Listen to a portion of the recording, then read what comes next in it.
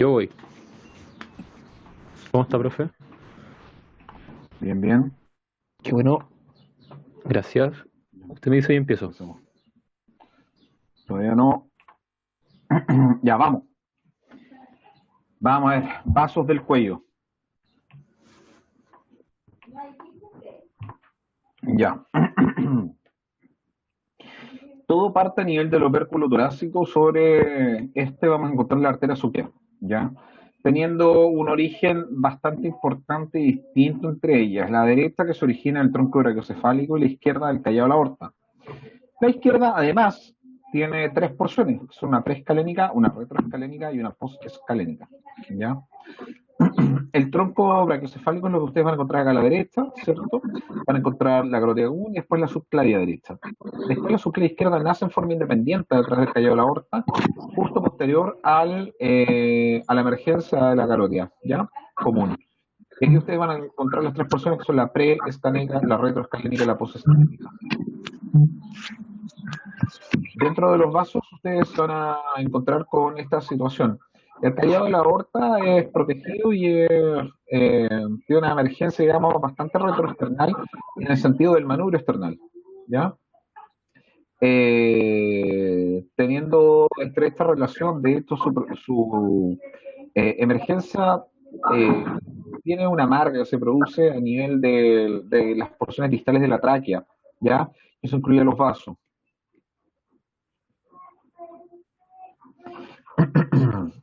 La primera porción de la derecha, entonces, que es tras la arteria esternoclavicular, la izquierda, que nace el callado de la aorta, más o menos a la altura es de 3 y de 4, ¿ya? Y tiene relaciones, obviamente, con la arteria carótida común, hablando de la izquierda. Posterior lateral izquierda al esófago, medial a la tráquea, como la vimos, y lateral a mediastino, ¿ya? Que es precisamente la emergencia de lo que nosotros vemos acá. Este es el escaleno. Toda esta porción es la preescalénica, la porción cortica que está acá es la retroescalénica y la porción izquierda que es la posescalénica, ¿ya?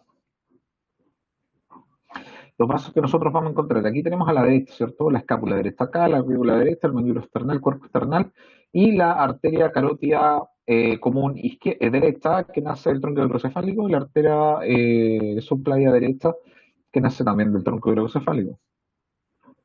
Variaciones anatómicas que podemos encontrar son las siguientes en relación a la arteria tiroidea inferior. Podemos encontrar que en general lo que nosotros podemos ver es esto: tronco hidrocefálico, arteria tiroidea inferior, la emergencia pero más lejos. Menos común es arteria tiroidea inferior naciendo casi de la base, arteria tiroidea inferior naciendo posterior a los vasos, ¿cierto? Con una emergencia un poco más lateral, y otras naciendo directamente del tronco tirocervical. ¿Cómo nosotros vamos a diferenciar esto? ¿Ya? Nosotros entonces tenemos bueno, las dos subclavias tienen las porciones que ya hemos mencionado. La arteria vertebral tiene una emergencia que es de hecho, la primera rama que vamos a tener a través de la arteria subclavia, ¿ok? Y esa tiene una emergencia que es casi como al centímetro. Posterior a esa viene la arteria malar interna, que en nomenclatura correcta corresponde a la arteria torácica interna, ¿ok?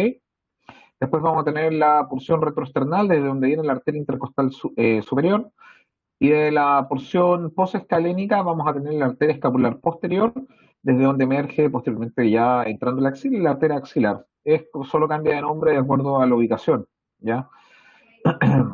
De los troncos superiores vamos a tener la arteria supraescapular, la rama profunda de la arteria escapular posterior, la rama superficial, la arteria cervical transversa que es esta arriba.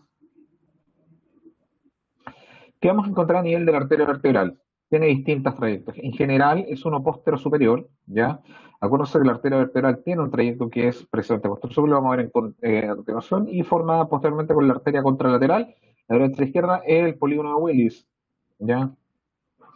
Trayecto de forámenes transversos, tiene ramas que son espinales, musculares, meningias, con una rama, perdón, arteria espinal anterior, otra posterior, y una arteria cerebrosa postero inferior. Lo que nosotros encontramos acá, entonces, tronco brachiocefálico, ¿cierto? Arteria carótida común, carótida interna, carótida externa, y la primera rama entonces sería la arteria vertebral, y esa rama que está ahí sería la arteria torácica interna o mamaria interna, como denominan algunos. ¿Qué es lo que nosotros vamos a encontrar? Acá tenemos C7 en el foramen de C6, penetran a través de los forámenes, ¿cierto? Hasta C1, uniéndose con la arteria contravenosa. Los forámenes que están ahí se llaman forámenes transversos, ¿ya? Y el ingreso es variable, ya hay algunos que dicen que el más común es a través de entre C4 y C5, otros que dicen que es un poquito más abajo, ¿ya? El ingreso más común es acá, a nivel del foramen de C5, ¿ya? ¿Qué tenemos acá? Vasculatura general, polígono de Willis. ¿Se acuerdan que yo les mencioné las arterias vertebrales? La arteria vertebral que está acá pasa hacia posterior, porque esto es la arteria carotídea común, pasa a posterior y junto con la arteria vertebral contralateral forma esta arteria gruesa, esa arteria basilar, ¿ya? Llegando hasta el tronco encefálico, posteriormente irrigando y formando el polígono de Willis. El polígono de Willis tiene la arteria basilar hacia posterior, hacia adelante la arteria cerebral anterior, hacia la porción media la arteria cerebral media y la comunicante posterior en ambos lados, ¿de acuerdo? Tienes una comunicante exterior y una comunicante posterior. Y la comunicante anterior es aquella que comunica la arteria cerebral anterior. Si nosotros vamos a lateral entonces, estamos viendo la arteria carótida izquierda, vamos a encontrar el seno carotídeo, ¿ya? El seno carotídeo corresponde a esta dilatación y genera relación a la arteria carótida interna. Pasando la bifurcación, la arteria carótida externa tiene una rama que se llama arteria tiroidea superior, que viene desde esta zona. Posterior a eso viene continúa con arteria carótida externa. La siguiente rama que esta tiene se llama arteria lingual y la siguiente es la arteria facial, ¿ya? Por lo tanto, cuando ustedes le pregunten cuál es el origen de la arteria facial, es la arteria carótida externa, posterior a la emergencia de la arteria lingual. Y justo hacia posterior vas a encontrar la arteria occipital. Entonces, ¿qué tienes el cuerpo carotídeo? Está obviamente situado tras la bifurcación. Ya lo vimos, ¿cierto? Es un quimioreceptor, ve las concentraciones de oxígeno, mide más o menos 5 o 7 milímetros, puede captar hipoxia, hipercapnia, concentración de protón y hidrógeno y está inervado por el noveno par y los plexos del décimo. La arteria carótida externa, entonces, tiene una emergencia y nace a través en el triángulo carotídeo a nivel de C3 y C4 y origina las ramas que ya mencionamos, la arteria tiroidea superior, la faringe ascendente, la lingual y la facial súper importante, la occipital más arriba, la auricular posterior en una ubicación obviamente posterior, la temporal superficial, que incluso es palpable, ustedes la pueden tocar para ver el pulso, y la maxilar interna. La arteria tiroidea superior entonces va a tener las siguientes ramas, la infraioidea, la esternocleidomastoidea, la laringe superior y la cricotiroidea. Entonces, tenemos del tronco tirocervical, ¿cierto? Nosotros vamos a tener la emergencia de todas estas arterias. Vamos a tener la arteria tiroidea inferior, la arteria cervical ascendente y la arteria carótida externa. Vamos a tener la arteria tiroidea superior, ¿ok? Entonces, ¿cómo es la irrigación de la tiroides? La tiroides tiene la siguiente irrigación. Por arriba, con la arteria tiroidea superior, que nace de la arteria carótida externa. Por lateral vamos a tener la arteria tiroidea inferior, rama del tronco tirocervical, y en la zona medial vamos a encontrar la arteria tiroidea media, o Neubauer. Otra importante a destacar es la arteria faringe ascendente, que se origina al inicio de la bifurcación. La vamos a ver enseguida, y tiene una astomosis con la arteria cervical ascendente y la vertebral. Tiene algunas ramas que son las faringes, la timpánica inferior y las ramas meningias, sobre todo a nivel de la meningia superior. La primera rama que nosotros íbamos a ver, ¿se acuerdan de la arteria carótida externa? Es la arteria lingual. Después de la arteria lingual va a venir la facial. La arteria lingual entonces tiene un trayecto entre el músculo hiogloso y el constrictor medio, justo acá, ¿ya? Tiene una rama que es suprayoidea, una dorsal de la lengua y otra que es sublingual. La acompaña la vena del mismo nombre, ¿ya?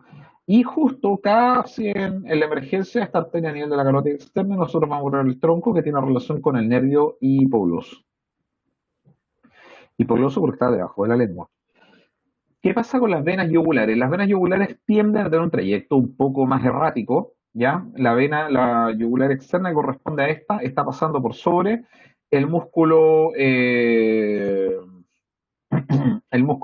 bueno, el platisma cuando lo perfora, pero pasa por encima de los vientres del músculo esternocleidomastoideo y recibe sangre predominantemente de drenaje facial, ¿ya? Mientras que la yugular interna a través de visceral muscular. La vena yugular externa, entonces, tiene drenaje, como ya les mencioné, de la cabeza y la cara, tiene una unión que es del tronco temporomaxilar y auricular posterior en dirección al centro de la clavícula. Y las tributarias de estas son la vena yugular externa posterior, la cervical transversa, la vena yugular anterior y la supraescapular, que son las que nosotros encontramos acá. Acá ustedes van a ver los dos troncos, la vena yugular externa, la vena yugular interna. Lo mismo. La vena yugular externa, que nosotros lo vamos a encontrar acá, a través de la vena lingual, ¿cierto? Las otras ramas cervicales posteriores. Los nervios que nosotros vamos a encontrar, algunas venas que, ¿cierto?, van a aportar a la formación de esto, y los troncos más grandes cuando se van a unir con la vena yugular interna. La vena yugular interna tiene drenaje de la cara, pero más visceral. Ya obviamente trae toda la sangre que viene de vuelta del cerebro, casi la gran parte del cuello, todas las vísceras, músculos, etcétera, y tiene continuación con el seno sigmoide, que lo vamos a ver ahora. Es lateral a la carótida, hablemos de una vena que es un poco más profunda, anterior al nervio vago. ¿Ya? Las tributarias de estos son el seno petroso inferior desde el cerebro, la vena lingual, la facial, la faringe, la tiroidea media y superior. El seno petroso que nosotros vamos a ver acá, el seno cervical, el transverso, después todas estas venas forman la vena yugular interna, que la vamos a ver acá. La vena yugular interna recibe de la vena tiroidea superior, ramas algunas de la tiroidea media y otras de estas que rodean a la tráquea, ¿cierto?, que corresponden a la vena tiroidea inferior. ¿Ya? Estas toman, se juntan con la vena subclavia derecha e izquierda, forman red, y después forman el tronco, la innominada, que corresponde a este de acá. Lo mismo si nosotros lo vamos a ver ahora. Tenemos cortada la vena yugular externa, la vena yugular interna, la formación del tronco innominado y luego la vena subclavia, que no la podemos observar, pero que está cubierta por la clavícula.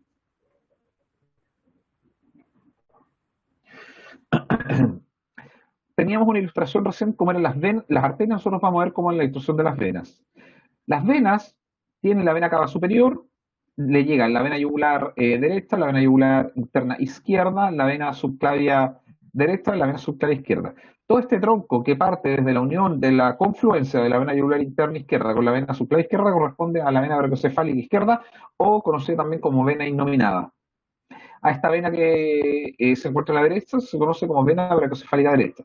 Brachiocefálica izquierda, larga y angosta; brachiocefálica derecha, más corta y gruesa, llegando también la primera vena intercostal posterior derecha, ¿cierto? También van a llegar las venas vertebrales derechas, las venas tiroideas inferiores, conformando entonces la vena cava superior.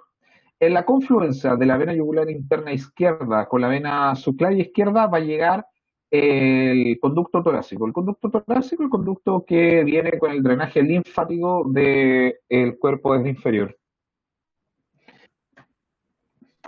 Otra cosa que no se me puede olvidar es mencionar que la vena mamaria interna izquierda drena directamente, casi en forma perpendicular, al tronco de la innominada, mientras que la vena mamaria o torácica interna derecha drena en forma media angulada sobre el tronco de la innominada, pero este tronco tiende a dar una orientación que es un poco más vertical, mientras que el tronco de la innominada izquierda tiende a dar una orientación que es un poco más horizontal.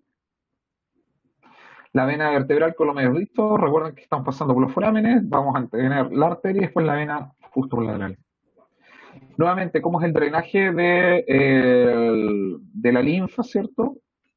Formando entonces el tronco del conducto torácico, pasando por posterior al tronco de la innominada o cefálica izquierda y llegando a la confluencia de la vena yugular interna izquierda y la vena subclavia izquierda.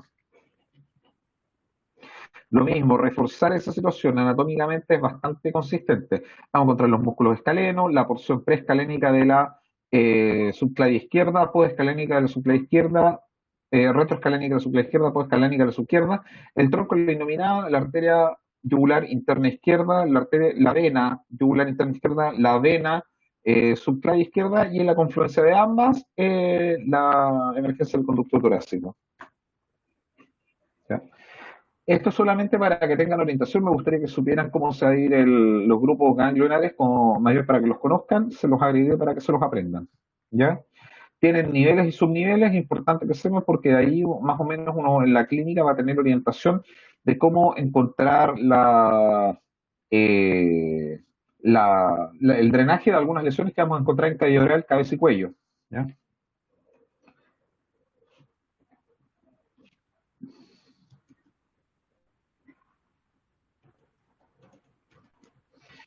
Pasando a vasculatura facial,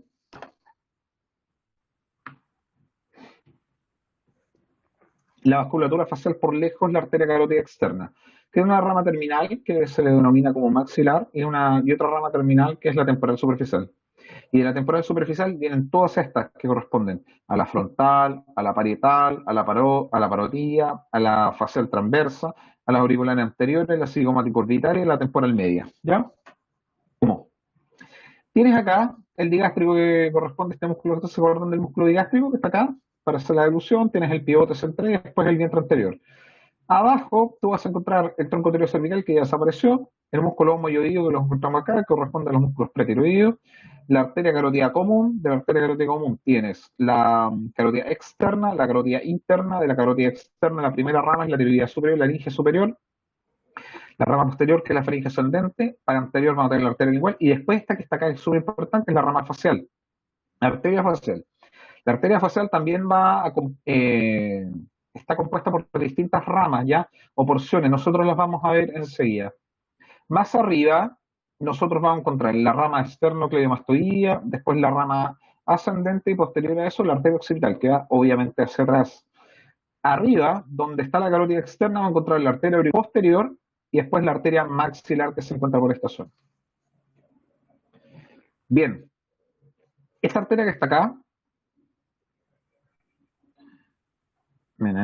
les quiero mostrar cómo es la arteria facial. ¿Se acuerdan que venía la lingual que estaba por acá abajo? Posterior a eso, de la arteria carótida externa corresponde a la emergencia de la arteria facial. ¿Dónde la vamos a encontrar? Algunas veces, entre el primer y el segundo molar, lo vamos a encontrar justo atrás, justo en esa zona. Es una arteria que en las personas mucho más delgadas se puede palpar y tiene una emergencia que pasa por delante de la eminencia malar hasta anastomosarse con ramas frontales. Tiene una concurrencia que da justo y un trayecto que va justo por el lado de la nariz, ¿cierto? Hasta arriba tiene un calibre mucho menor que el inicial, porque son ramas terminales. Entonces, tienes la arteria tiroidea superior, la lingual que aquí ya no la mostraron, ¿cierto? Después tienes la arteria facial, después las ramas maxilares están acá arriba, después la arteria temporal superficial, que tiene una rama frontal y una rama parietal, después la rama occipital que corresponde a una rama proveniente de las partes más distales de la porción cervical de la arteria carótida interna. Nuevamente la rama facial como nosotros estamos viendo. ¿Se acuerdan que teníamos una trayectoria que venía a nivel de sus molares, venía por debajo de la mandíbula? Nosotros teníamos una trayectoria que era evidente sobre el buccinador. Aquí tenía unas ramas que eran labiales superiores y después vas a encontrar unas ramas que son nasales laterales, de acuerdo al trayecto que está presentada, y otra rama angular, que asciende por forma medial a la órbita. Dentro de la arteria facial, entonces, nosotros vamos a encontrar lo siguiente. Vamos, obviamente, a encontrar la arteria amigdalina que está mucho, mucho más atrás, que una de las primeras ramas, pero las vamos a ver a continuación. La submaxilar que corresponde a este y después toda la rama facial que asciende, teniendo una rama terminal que es la rama angular, que está a propósito, como les dije, se anastomosada con la rama oftálmica que venía por interior. Solamente para que conozcan un poco la irrigación de la lengua, no se las voy a mencionar, en realidad no tiene mayor importancia. ¿Cómo vamos entonces a dividir la arteria facial? ¿Ya? La arteria facial, entonces nosotros vamos a encontrar esto, la arteria carótida externa, la temporal superficial que continúa, y tenemos la primera rama, el segundo tramo y el tercer tramo. ¿Ok? Bien. Esto sí que es de memoria. El primer tramo corresponde, la primera rama de la arteria facial es la arteria auricular profunda, después viene la anatómica anterior, la meningia media, la rama meningia accesoria, que es inconsistente, y para abajo la auricular inferior, rama amiloidea, que son las que irrigan los dientes de la mandíbula. La segunda rama, el segundo tramo corresponde a la arteria temporal profunda posterior, abajo la arteria pterigoidea, la maseteriana, la rama pterigoidea superior inferior, después viene la temporal profunda anterior, después la rama bucal. ¿Ok? Y la tercera rama, o tramo, en realidad corresponde a la siguiente. La primera rama, el tercer tramo, corresponde a la arteria alveolar superior posterior, que es la que irriga precisamente los dientes hacia atrás. La arteria palatina descendente, antes de la palatina descendente, la arteria infraorbitaria, la esfenopalatina, la rama faríngea y la arteria del cóndilo pterigoideo. ¿Ya? Entonces, qué importante que conozcan que las ramas que nosotros vamos a encontrar a estas van a corresponder a las que nosotros acabamos de mencionar, ¿ya? La facial que corresponde a esta y las ramas de la arteria que acabamos de comentar en esta zona, ¿ok? Quiero ir hacia atrás para que vean algo.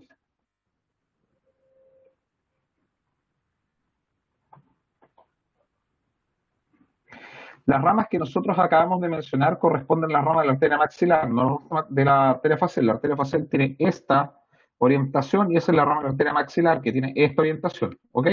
No se vayan a confundir, quizás me expresé mal. Y después nosotros vamos a tener la emergencia de todo el resto de las ramas que corresponden a la rama parietal, frontal, parte oral, etcétera, que irrigan no solamente el músculo de expresión facial, sino también la cara. Las venas que acompañan a las arterias tienen prácticamente la misma orientación, no olvidar que el drenaje de la cara ya y parte de la musculatura facial corresponde a vena yugular externa y la vena yugular interna que tiene su importancia a través en relación a la irrigación del hemiencéfalo. ¿Ya? Ahora hay algunas variantes anatómicas que solamente las menciono para que ustedes tengan conocimiento de su existencia. Este estudio corresponde al Vascular Anatomy of Head, Neck and Skull Base de Johnson, Thoresen and de Luna. Es del Neurosurgery Clinical Natural Anatomy número 20 del año 2009. Les va a servir un poco para entender cómo es la vasculatura de la cabeza, el cuello y la base del cráneo. El EPOS del Electronic Presentation Light System, que un trabajo que presentaron de Vascular Anatomy of the Head and Neck Region, Pectoral Assay, que en vez de tener tanto texto es un poco más ilustrativo, también les va a servir, el Surgical Radiology Anatomy del 2010. También lo voy a citar, así que atentos con las preguntas para la prueba. Y eso sería todo.